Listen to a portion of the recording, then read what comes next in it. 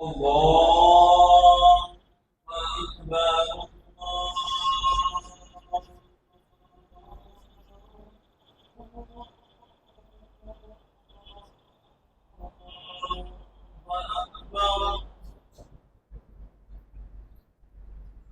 أشهد أن لا إله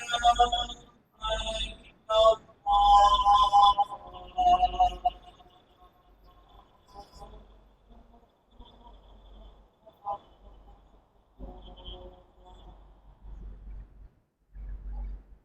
أشهد أن لا إله إلا الله.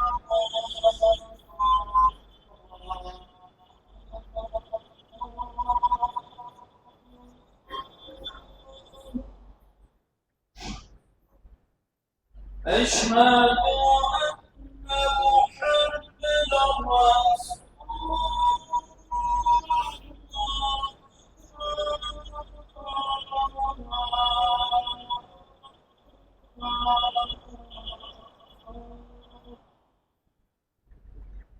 أشهد أن محمدا رسول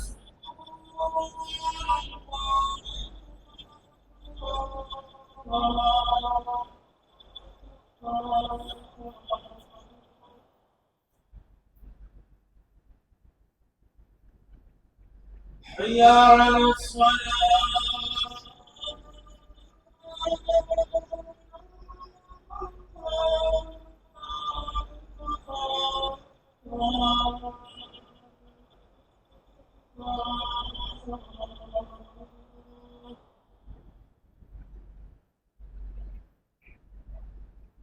حي على الصلاة.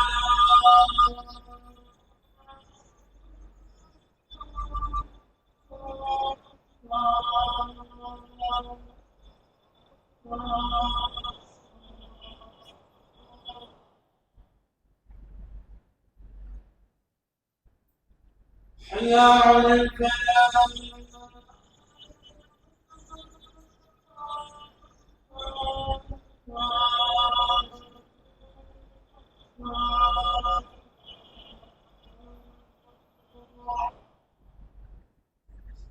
حي على الفلاح.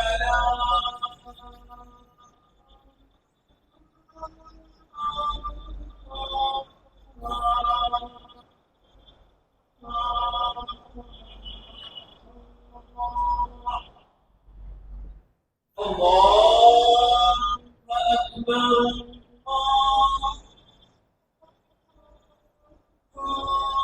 الله أكبر. لا إله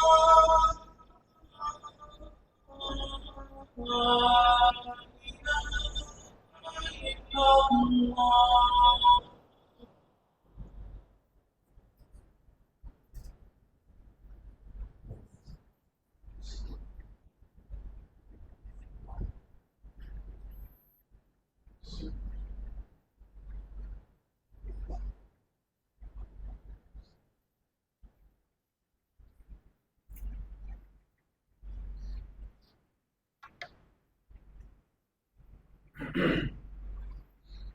إن الحمد لله نحمده ونستعينه ونستغفره ونعوذ بالله من شرور أنفسنا ومن سيئات أعمالنا.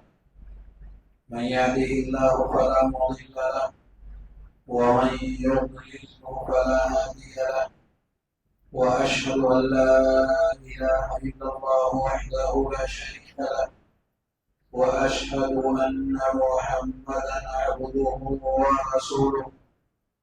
أما بعد فإن خير الحديث كتاب الله وخير الهدي هدي محمد صلى الله عليه وسلم وشر الأمور محدثاتها وكل محدثة بدعة وكل بدعة ضلالة وكل ضلالة في النار.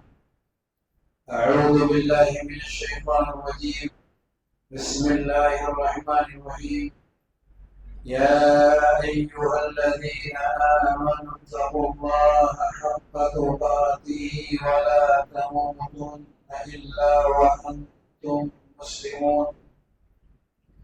يا أيها الناس اتقوا ربكم الذي خلقكم من نفس واحدة وخلق منها زوجها وبث منهما رجالا كثيرا ونساء، واتقوا الله الذي تساءلون به والأرحام إن الله كان عليكم رقيبا. يا أيها الذين آمنوا اتقوا الله وقولوا قولا سديدا يصلح لكم أعمالكم ويغفر لكم ذنوبكم، ومن يطع الله ورسوله فقد فاز فوزا عظيما. وقال تعالى في موضع آخر: وإن تصبروا وتتقوا لا يضركم كيدهم شيئا إن الله بما تعملون بصير. معزز حاضرین، سامعین کرام، عزیزان ملت اسلامیہ، اللہ رب العالمین کے لیے ہر طرح کی تعریف، کبریائی اور بڑائی ہے، جس نے ہم سب کو اپنی عبادت اور بندگی کے لیے چنا۔ درود و سلام ہو پیارے نبی جناب محمد رسول اللہ صلی اللہ علیہ وآلہ وسلم پر، جو سارے جہان والوں کے لیے معلم، بشیر اور نذیر بنا کر کے بھیجے۔ محترم حضرات، یہ ماہ محرم ہے، بلکہ محرم کی 10ویں تاریخ ہے، جسے عربی زبان میں عاشوراء کہا جاتا ہے۔ عاشوراء یعنی 10 تاریخ۔ پیارے نبی صلی اللہ علیہ وآلہ وسلم جس دن روزے کا اہتمام کیا کرتے تھے، مدینہ آنے سے پہلے بھی اور مدینہ تشریف لانے کے بعد بھی، بلکہ آپ سے بھی پہلے قریش مکہ بھی اس دن روزے کا اہتمام کرتے تھے، اور ان سے بھی پہلے موسیٰ علیہ السلام نے اس دن کے روزے کا اہتمام فرمایا، اور ان کی ذریت اور نسل اس پر قائم و دائم ہو گئی۔ پیارے نبی صلی اللہ علیہ وسلم فرماتے ہیں کہ انہ یوم، یہ وہ عظیم الشان دن ہے، نجى اللہ فیہ موسیٰ و قومہ، جس دن اللہ رب العالمین نے موسیٰ اور ان کی قوم کے لوگوں کو نجات، وَأَغْرَقَ وَأَهْلَكَ فِرْعَوْنَ وَقَوْمَهُ، اور فرعون اور اس کی قوم کے لوگوں کو ہلاک و برباد کیا، دریا کے اندر غرق کر دیا، ڈبو دیا۔ فَصَامَهُ مُوسَىٰ شُكْرًا لِلَّهِ، اس لیے موسیٰ علیہ السلام نے اس دن رب کی شکر گزاری کے طور پر روزے کا اہتمام کیا۔ پیارے نبی صلی اللہ علیہ وسلم فرماتے ہیں فَنَحْنُ أَحَقُّ وَأَوْلَىٰ بِمُوسَىٰ مِنكُمْ، بنو اسرائیل کے بنسبت، موسیٰ علیہ السلام کے قوم کی بنسبت، ہم مسلمان موسیٰ علیہ السلام کی اس شکر گزاری میں شرکت کے زیادہ حقدار ہیں، کیونکہ وہ حق پر تھے اور پیارے نبی صلی اللہ علیہ وآلہ وسلم بھی حق پر قائم ہیں، اور آپ کی امت بھی، اور بنو اسرائیل کی یہاں وہ بات نہ رہی، وہ حق پر اپنے آپ کو قائم نہ رکھ سکے، بدل گئے، چینجنگ آ گئی، تبدیلی آ گئی، بدلاؤ آ گیا، اور نبی کریم صلی اللہ علیہ وآلہ وسلم اور آپ سے پہلے کے سارے انبیاء کا ایک ہی مشن تھا، ایک ہی دعوت تھی، اور وہ ایک دوسرے کی تصدیق بھی کرتے تھے۔ اس طور پر نبی کریم صلی اللہ علیہ وآلہ وسلم نے اس دن روزے کا اہتمام فرمایا۔ کون سا دن؟ عاشورا، کیونکہ اسی دن میں اللہ رب العالمین نے انہیں نجات دیا، ان کی قوم کو نجات دیا، اور فرعون اور اس کی قوم کے لوگوں کو تباہ و برباد کیا۔ اس سے ایک بات یہ معلوم ہوئی کہ اگر کسی کی زندگی میں کوئی بہترین دن آئے، رب کریم کی نعمتوں کے نازل ہونے کے تعلق سے کوئی ایسا دن کسی کی زندگی میں آئے، تو اس دن کا اہتمام اسے کرنا چاہیے، شکر کے طور پر، اللہ رب العالمین کے شکر کے طور پر اگر روزے کا اہتمام کرے تو کوئی اچھی بات ہے۔ پیارے نبی صلی اللہ علیہ وآلہ وسلم نے اس دن کے روزے کا شکر کے طور پر اہتمام کیا۔ شکریہ کس بات کا؟ اس ایک عظیم الشان نعمت جو اللہ رب العالمین کی طرف سے موسیٰ علیہ السلام پر نازل ہوئی، اس کی شکریہ کے طور پر ایک عظیم الشان نعمت تھی، نجات دیا رب کریم، زندگی میں بدلاؤ ہے، کافی چینجنگ اور تبدیلی ہے، سکون اور عافیت کا ماحول ملا۔ ایک ایسا دن تھا کہ اس کا اہتمام کیا گیا۔ اس سے سبق یہ ملا کہ شکر گزاری ایک عظیم الشان عبادت ہے۔ شکر گزاری مومن کے لیے ایک ایسا وصف ہے جو کسی بھی حال میں اپنے آپ کو اس صفت سے الگ نہیں کر سکتا۔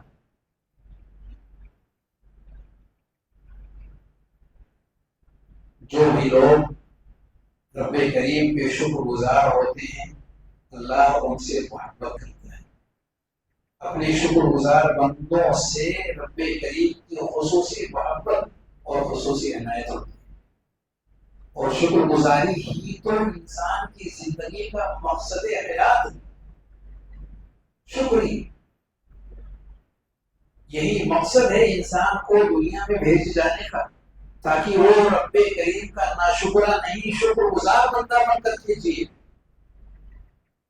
واللہ اخرجکم من بطون امہاتکم لا تعلمون شیئا وجعل لکم السمع والابصار والافئدہ لعلکم تشکرون۔ اللہ نے تمہیں کان دیے، تمہیں آنکھیں دیے، تمہیں دل و دماغ دیے، یہ کس لیے دیا ہے؟ یہ اس لیے دیا ہے تاکہ تم رب کریم کی شکر گزاری کر سکو۔ شکر گزاری کا مطلب ہوتا ہے نعمتوں کا پہچاننا۔ یہ نعمت ہے، جاننا کہ واقعی یہ نعمت ہے، احساس کرنا، شعور انسان کے اندر آنا کہ واقعی یہ نعمت ہے، اس احساس کے ساتھ، اس شعور کے ساتھ اس نعمت کا سامنا کرے، اس کو قبول کریں کہ ہمارے رب کی طرف سے نعمت ہے، کسی اور کی طرف سے نہیں۔ ہمارا رب ہے جس نے ہم کو اس سے سرفراز کیا، اس نے ہم کو عطا کیا ہے، اور اس کا حق پہچانے۔ لئن شکرتم لأزیدنکم، اگر نعمت کو پہچانا، نعمت دینے والے کو پہچانا، نعمت کا حق جانا اور اس کو ادا کرنے کی کوششیں کیا، تو وہ نعمت باقی رہے، اور باقی ہی نہیں بلکہ وہ اس سے بڑھ کر کے اور بھی نعمتیں اس کی زندگی میں لانے کا ذریعہ اور سبب بنے گی۔ یہ عظیم الشان درس اور سبق ہے۔ مومن ناشکرا نہیں ہو سکتا. مومن کی زندگی شکر گزاری کے لیے ہے. تمام حالات میں، تمام حالات موافق حالات ہوں تب بھی اور غیر موافق ہوں تب بھی، اپنے خلاف حالات جا رہے تب بھی شکر. بھائیوں، صرف اسی ایک دن کا پر نبی کریم صلی اللہ علیہ وسلم نے اتفاق کر لیا تھا، عاشورہ کے روزے کا. لیکن جب یہ پتہ چلا کہ بنو اسرائیل بھی روزے کا اہتمام کر رہی ہے تو آپ نے فرمایا لئن بقیت الی قابل لاصومن التاسع، اگر آئندہ سال میں حیات سے رہا تو اس 10 سے پہلے 9 کے روزے کا بھی اہتمام کروں گا. یعنی ان کی مخالفت ہوگی، ان کے جیسا نہیں. یہ 10 کا تو اس بنیاد پر روزہ ہے کیونکہ یہ شکر والا دن ہے، لیکن ان کی مخالفت کے طور پر 9ویں کے روزے کا بھی اہتمام کرنا ہے. یعنی کل کا دن جو گزرا یہ 9ویں تھا. اگر کسی وجہ سے کوئی شخص 9ویں کا اہتمام نہیں کر سکا، 10ویں کے روزے کا اہتمام کیا ہے تو بہتر ہے اس کے حق میں کہ وہ 10 کے بعد 11 کے روزے کا اہتمام بنو اسرائیل کی مخالفت کے طور پر جو نبی کریم صلی اللہ علیہ وسلم نے کیا تھا وہ بھی کرے. گرچہ ایسی کوئی روایت ثابت نہیں ہے کہ 11 کے روزے کا اہتمام ہو، لیکن اگر وہ مخالفت 9 کے ذریعے سے نہیں ہو سکی تو 11 کے ذریعے سے اسے کرے. بھائیو، موسیٰ علیہ السلام کا نام آیا تو اس مختصر سے وقت کے اندر جو کہ خطبہ جمعہ کے لیے مختص رہا کرتا ہے، چند اہم اوراق موسیٰ علیہ السلام کی زندگی سے جو قرآن کریم نے جہاں بچا نقل کیا ہے. اور یاد رہے یہ وہ نبی ہیں جن کا ذکر اللہ رب العالمین نے کثرت کے ساتھ قرآن کریم کے اوراق میں پیدا کیا ہے. غالباً 183 بار موسیٰ علیہ السلام کا چرچا ہے پورے قرآن کریم کے، اور نبی کریم صلی اللہ علیہ وسلم کا نام 2 بار. بھائیوں، موسیٰ علیہ السلام کی پیدائش سے لے کر کے اور فرعون کے دریا برد ہو جانے تک آپ دیکھیے قدم قدم پہ چیلنج ہے، قدم قدم پہ فتنے ہیں. بلکہ فرعون کا سلسلے قتل و غارت گری اس اندیشے اور خطرے کو ٹالنے کے لیے کہ کوئی شخص اس کی سلطنت میں ایسا آنے والا ہے جو خطرہ بن سکتا ہے، ایک طرف سے بے تحاشا اس نے قتل کا سلسلہ جو جاری کیا. لگتا نہیں تھا کہ موسیٰ علیہ السلام بچ جائیں گے، پر یہ انسان کا عمل ہے. انسان اور انسان کے پیدا کرنے والے کے عمل میں یہی فرق ہے کہ انسان کا علم بھی محدود ہے، اس کی قوت بھی محدود ہے، اور اس کے پیدا کرنے والے کا علم وسیع اور کشادہ ہے، لامحدود، اور اس کی قدرت اور پکڑ بھی لامحدود ہے. موسیٰ علیہ السلام کے واقعے کے اندر یہ بہت کھل کر کے یہ موضوع ہمارے اور آپ کے سامنے آتا ہے. موسیٰ علیہ السلام کی ماں کے پاس اللہ رب العالمین کی وحی آتی ہے. وحی کا مطلب یہ نہ سمجھیں کہ وہ نبی تھی. اللہ نے انبیاء اور رسول مردوں کو بنایا، عورتوں کو نہیں. کسی بھی عورت کو اللہ نے نبی اور رسول بنا کر کے نہیں بھیجا. ان کی نسوانیت پردے کا تقاضا کرتی ہے، اور نبوت اور رسالت میدان میں اترنے کا مطالبہ کرتی ہے. دونوں چیزیں جمع نہیں ہو سکتی. اس لیے اللہ رب العالمین نے کسی بھی عورت کو مقام اور درجے کے اعتبار سے وہ کتنی ہی بلند کیوں نہ ہو، نبی اور رسول صرف مردوں میں سے منتخب. لیکن وحی کا سلسلہ رب کریم نے مردوں کے علاوہ عورتوں کو بھی سرفراز کیا ہے. ان میں سے ایک موسیٰ علیہ السلام کی ماں بھی ہے. وَأَوْحَيْنَا إِلَىٰ أُمِّ مُوسَىٰ أَنْ أَرْضِعِيهِ وَإِذَا خِفْتِ عَلَيْهِ فَأَلْقِيهِ فِي الْيَمِّ وَلَا تَخَافِي وَلَا تَحْزَنِي إِنَّا رَادُّوهُ إِلَيْكِ وَجَاعِلُوهُ مِنَ الْمُرْسَلِينَ. اللہ نے ان کے دل کے اندر یہ بات ڈال دی، اچھے سے ان کے دل و دماغ میں اس بات کو ڈال دیا رب کریم نے کہ آپ اپنے اس نومولود بچہ جو آپ کے گھر میں پیدا ہوا ہے اسے آپ دودھ پلاتی رہیں تب تک جب تک کہ کوئی خطرہ آپ کے سامنے نہ آئے. اگر خطرہ آ گیا تو آپ انہیں تابوت میں رکھ کر کے، صندوق میں رکھ کر کے اور آپ دریا میں ڈال دیں. اور ہم نہیں کریں، فکر نہیں کریں، ڈرے نہیں. رب کی طرف سے ان کے دل کے اندر یہ بات ڈالی گئی، ڈرنا نہیں ہے، غم نہیں کرنا ہے، یہ رب کا حکم ہے. ولا تخافی ولا تحزنی، ڈرو نہیں اور خوف نہیں کھاؤ کسی بھی چیز کا. یاد رکھو یہ ہمارا وعدہ ہے، اِنَّا رَادُّوهُ إِلَيْكَ، ہم انہیں آپ کے پاس دوبارہ لانے والے ہیں، لائیں گے. اور اتنا ہی نہیں، وَجَاعِلُوهُ مِنَ الْمُرْسَلِينَ، اور انہیں ہم رسول بنانے والے ہیں. یہ چیز اور اچھی زندگی اللہ نے دیکھا اور اچھی سے اچھی ترین نبوت والی زندگی کو عطا فرمائے گا. بچہ بہت عظیم ہے اور انہوں نے ایسا ہی کیا. لیکن ماں کا دل تھا، وہ اصبح فؤاد موسیٰ بارغا. موسیٰ علیہ السلام کی ماں کا دل ماں ہے، ماں ہی رہے گی. بچے کو خاص طور سے اگر اس کا بچپنا ہو، اپنے سے جدا کرنا کتنا مشکل ترین امر ہے اس واقعے سے لگا سکتے ہیں. دل ان کا رب کی اس وحی کے بعد بھی ان کا دل کیسا ہوا؟ خالی ہو گیا. وَأَصْبَحَ فُؤَادُهُ بِمُوسَىٰ بَارِغًا لَوْلَا أَن رَبَطْنَا عَلَىٰ قَلْبِهَا.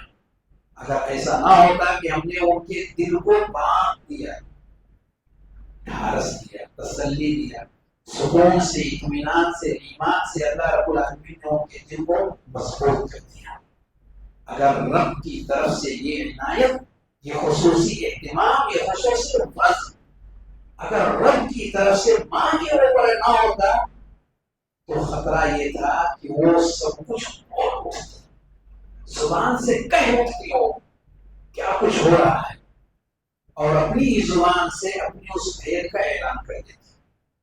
لیکن رب کریم نے ان کی حفاظت فرمائی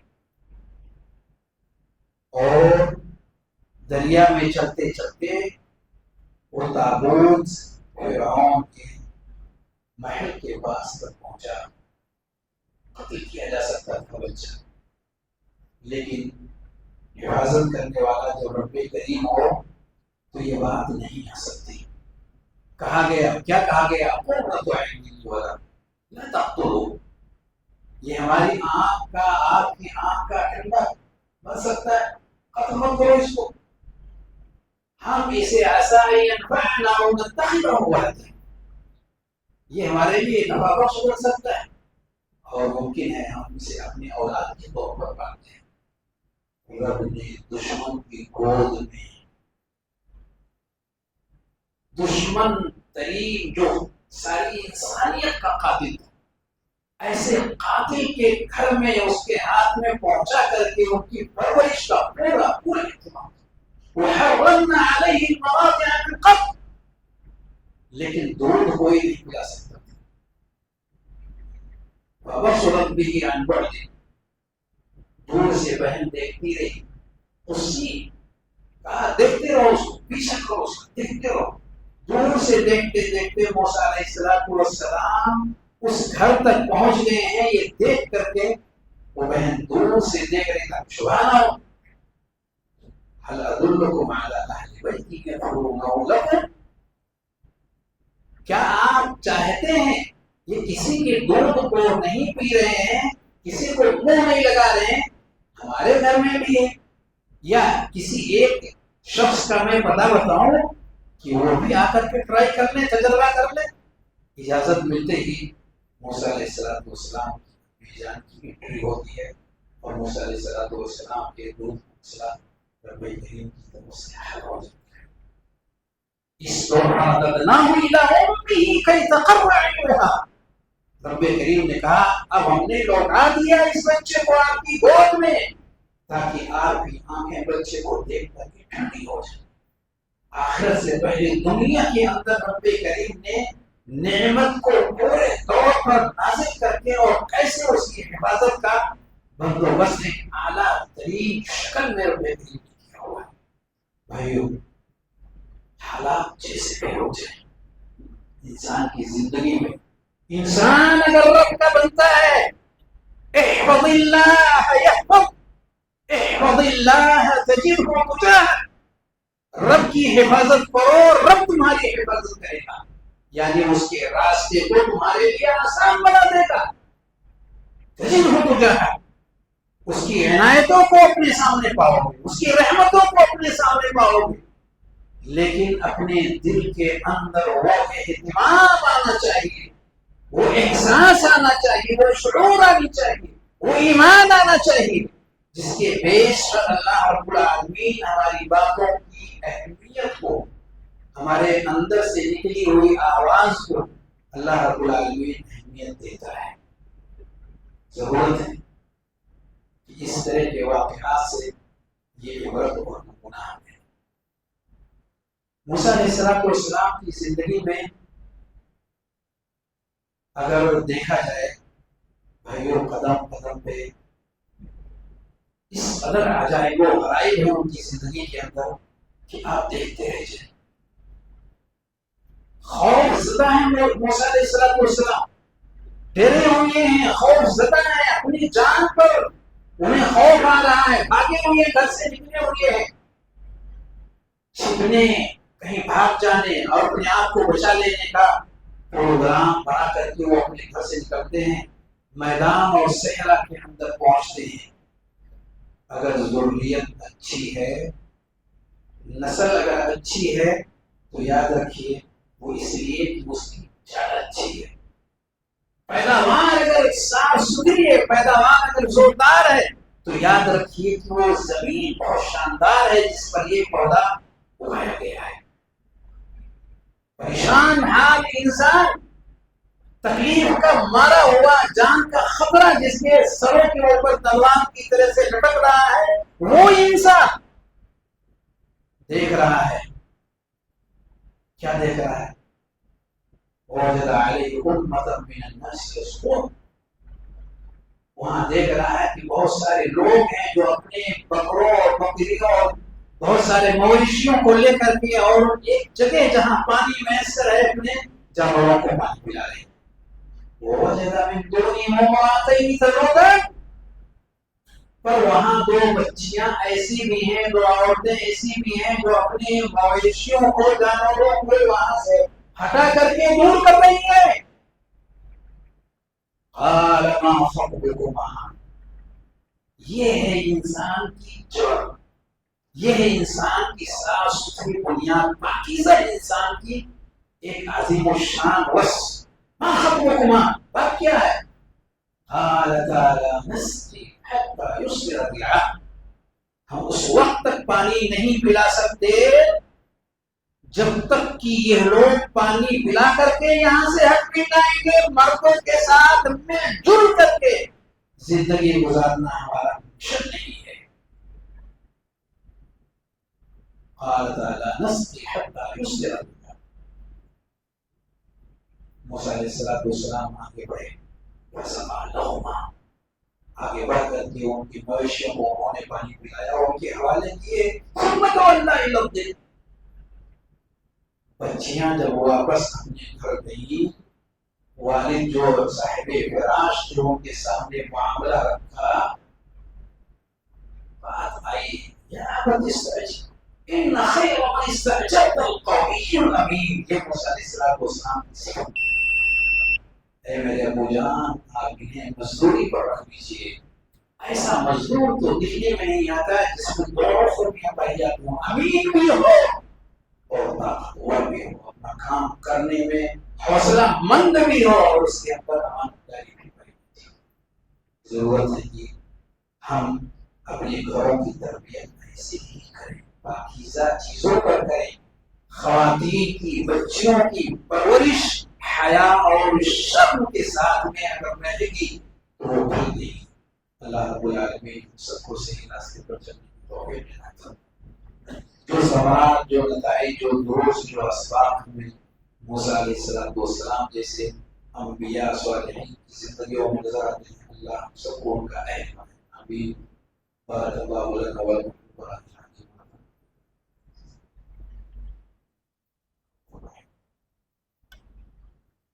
إن الحمد لله نحمده ونستعينه ونستغفره ونعوذ بالله من شرور أنفسنا ومن سيئات أعمالنا. من يهده الله فلا مضل له ومن يضلله فلا هادي له. عباد الله رحمكم الله، إن الله يأمر بالعدل والإحسان وإيتاء ذي القربى وينهى عن الفحشاء والمنكر والبغي